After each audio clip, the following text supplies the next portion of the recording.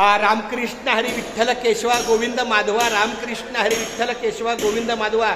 धन्य आज दिन झाले संतांचे दर्शन, झाली पापा तापा तुटी, दैन्य गेले उठा उठी, झाले समाधान पायी विसावले मन, तुका म्हणे आले घरा तोची दिवाळी दसरा. पुण्यनगरी धाकटी पंढरी म्हणजे ताकई या ठिकाणी आपल्या या संस्थेचे सन्मान्य अध्यक्ष श्री अनंत पाटील माऊलींचं आज मला दर्शन झालेलं आहे.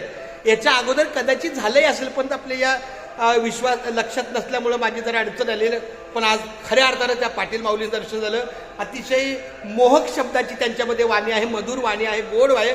मी जेव्हा माझा परिचय सांगितला मी शिक्षक आहे तेव्हा त्यांनी आवर्जून थांबून जाहिरात घेतली, पूर्ण बघितली.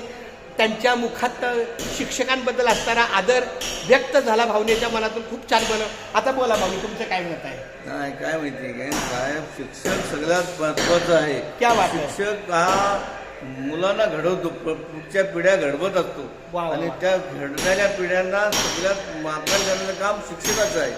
पण माझ्या आयुष्यात काय होतं, पंढरीची वारी आहे माझ्या द्वारी आणि कन काही तीर्थव्रत.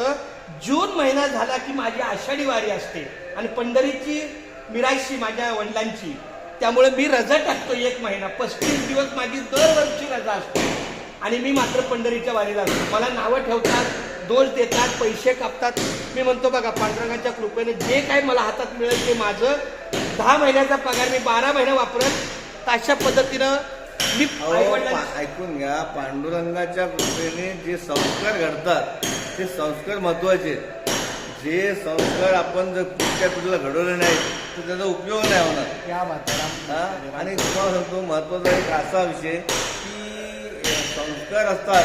एक हे असतं म्हणजे एक भिकारीची पोरगी असते आणि ती भीक मागत असते. एकदम सुंदर पोरगी, देखणी बिकणी. तर तिथून एक कलेक्टरची गाडी जात असते, तर कलेक्टर गाडी थांबवतो आणि तिला विचारतो, काय काय बाई तू भीक का मागतेस? तो बोलते, नाही मी भिकारीच्याच घरी जन्माला आले, मी भिकच मागणार ना. तर त्यानंतर तू एवढी सुंदर आहे, तू माझ्याशी लग्न करशील काय? तर बोलले करेन मी. म्हणजे तिथल्या सर्व गावातल्या लोकांनी तिचं लग्न लावून दिला, सर्व झालं. एक मोठा सत्कार ठेवला आणि सत्कारामध्ये बुफे जेवण असतं, बुफे जेवण ठेवला होता. तर बुफे जेवण एका बाजूला लेडीज, एका बाजूला जेंट्स. आणि त्या जेंट्समध्ये त्या लेडीजमध्ये ती बाई गेली आणि तिथं गेल्यानंतर की सगळ्या बायका बोलल्या, अरे पहिल्यांदाच कलेक्टर बाईचा जेवणाचा योग आमच्याकडे आलेला आहे आणि तुम्ही आम्हाला नाव घ्या पहिल्यांदा. तर ती बोलते नाव घेतो, ते गळ्यात नाव घ्या. तर बोलते सोन्याची परात, चांदीचा ताट, पितलेचा तांब्या आणि स्टीलचा ग्लास.